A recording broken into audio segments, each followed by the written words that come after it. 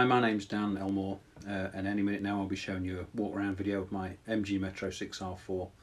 It's not a brand new video that we've done today, one because the weather's terrible, but two because we've been using the time during lockdown to research more of the car's history and do some more restoration work on that car and try and get back some more of the originality to it. The actual bodywork, as you'll see, and the mechanicals and everything have been restored over my ownership of the car, and we just wanted to take it a step further. So if it's raining with you, enjoy this video, and the fact that it's bright sunshine while I'm walking around the car will probably give you a clue that yeah, it's definitely not something we've done this morning. Okay, this is my MG Metro 6R4. The full history of the car you can see here. You might need to pause it to read it. Originally Autoplas livery, Steve Harris, then owned by Will Gollop, and it went to Spain for 10 years and then back into Scotland. And when it was in Scotland, that was when the mechanics were changed.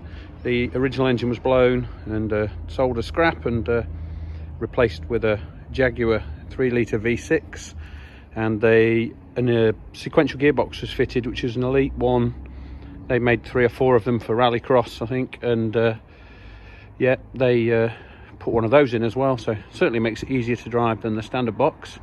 Also had some nice guest drivers in this. Richard Burns drove it when it was with its first ever owner.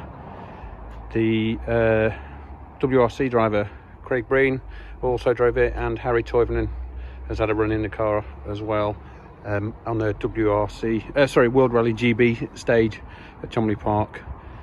It's also, as far as we know, the only 6R4 that's been to Buckingham Palace. That was for the Queen's 90th birthday celebration. So I bought the car in 2015, and since then we've been giving it a refurbishment and a rebuild and tidying up everything. Had a hard life, competed all the way through its life. It had actually finished the Snowman Rally in 2015, just before I bought it. Part of the refurbishment included new panels. Everything's done in Kevlar. You can see the weave just through the paint there, so that's taken some weight out of the car. All the doors are cut out, as much weight out of there as possible. The inner handle removed, and just that cable fitted that you pull down to get out. As I said, it's full MSA log booked and ready to go, in date belts and extinguishers and everything. And as you can see just here from the roll bar, that was our scrutineering sticker from the Cadwell Park stages in November 2019, which myself and Ian Duncan, otherwise known as Rally Coach, did as my first ever rally. Quite a learning curve to take one of these out for your first rally, but definitely a good idea to take a Rally Coach in the passenger seat, navigating and looking after you. Quick look round from the other side. So as I mentioned earlier, sequential gearbox. Anyone who knows this car from our in-car videos on YouTube will notice possibly that that's a new lever attached to the sequential lever there. That enables to shift the gate and find neutral and reverse. Previously it had a slider that you had to lift up, which really was a pain to try and use, so that's made life a lot easier. The last little project that we've got this winter is to finish off sorting this big orange shift light out. At the moment, yeah, it's just not kicking in. It's now wired to the ECU. The ECU's gonna fire that up, and if I haven't changed gear, it'll remind me by blinding me, more than likely. Behind the gear lever, we've got the control box for the in-car camera and the intercom. Those two are linked together, which makes for some great in-car footage with conversation, pace notes, or swearing if it's a passenger ride. There's the in-car camera that points forward just over our shoulders, and then behind the seat here on the driver's side you've got the ECU, which on this car is a DTA S60, not a Lucas Michaels like the original cars. Well, we've got a more modern engine in the back there, so that made sense to do that. So this is the Duratec Jag 3-litre V6. I think they're actually 2.9, but this one's been bored out to 3 and had all kinds of work done to it with Piper cams and steel rods and goodness knows what else. If I was more mechanical, I'd be able to explain that much better, but I just tend to sit in in the front seat and press the pedals and steer the wheel. So yeah, 3 litre Jaguar V6. We had it on Sheffield Rolling Road last year, and it's running 360 brake horsepower, 340 pounds-feet of torque. One difference with the original engine to the Jag engine is the rear diff, which we've got sitting on a mounting plate now, rather than it's originally mounted on the engine.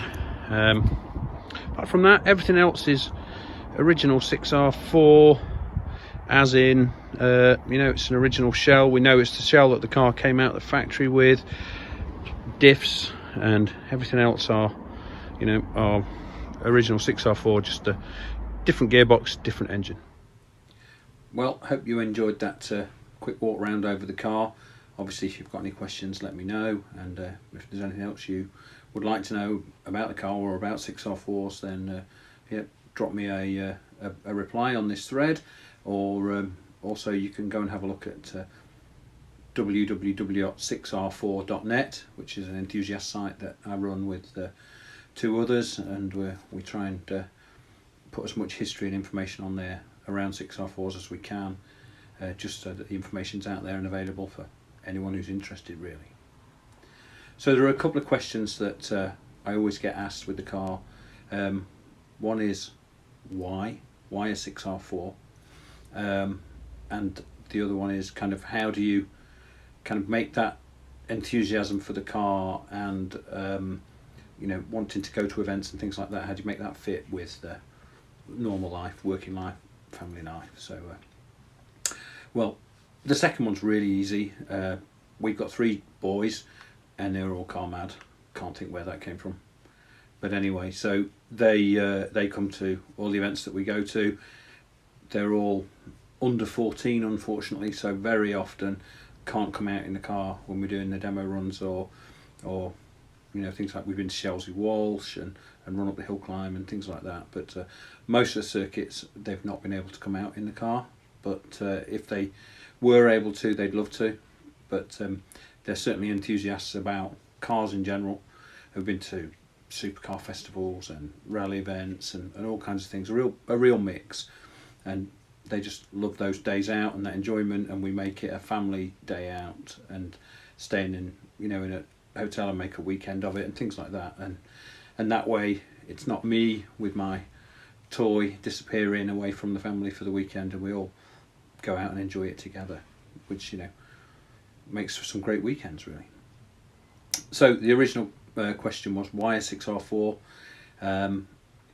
My father, who we lost recently during the middle of the lockdown, was into rallying before I was born and when I was very young. He rallied Mini Cooper. That was one of his ones that he campaigned most, and that was his favourite car. And that kind of petrol head and being around events and rallying and things like that was, you know, something that we did as children, myself and my brother. And one of the events we went to was the RAC rally at Clipston during the years that the 6R4 was running. So we were at Clipston Forest listening to all of the Group B cars coming through, and I'm not entirely sure why. In 86 I would have been 14, if it was 85, 13, so not hugely old, but somewhere in there the unique bark and that noise and the fact that it was a British car and an underdog just sort of stuck with me. Couldn't hugely explain it, but that's kind of where it came from for me, that noise, that totally unique vicious bark compared with the turbo and the supercharged cars. That normally aspirated engine was what stuck with me, and for a long time I just really liked them. You know, they were my favourite car if we were watching rallying or rallycross. Later, once the Group B cars had been banned, and then as it moved from there, yeah, it just was something that I decided I really liked, and should I ever get in the position to be lucky enough to get one, a car of some kind or other, a 6R4 is what it would be that I would go after. And then just about 1999, 2000, I started having that, oh, I'd like to look for one, I'd like to see if I can get one. and it took me 15 years. Bought the car in 2015. There were a few that I looked at. There was either something I wasn't sure about with them, or there were more money than I had, or it just wasn't possible at that time for whatever reason. And in the end, finally in 2015, this car came up. I was able to check out the chassis numbers and the numbers on the shell and the VIN number, and check that it was what it was said to be. We kind of were able to trace the history a little bit to work out, you know, what it should be and where it's been and things like that. And 2 weeks before my wedding day, a friend of mine who'd had a 6R4 and no longer has one drove to Lanark with me. He drove me up there, and we went and looked at this car. And one of my favourite bits about that trip, apart from spending the money buying the car and bringing it home, was, well, I had that moment of doubt and said to him, "Do you think I should buy it?" His instant response was, "Well, if you don't, I will." So at that point I knew it was coming in with us, in which case I was going to have to be the one that bought it. I'm not sure he's ever forgiven me, but you know, I don't tend to bring that up.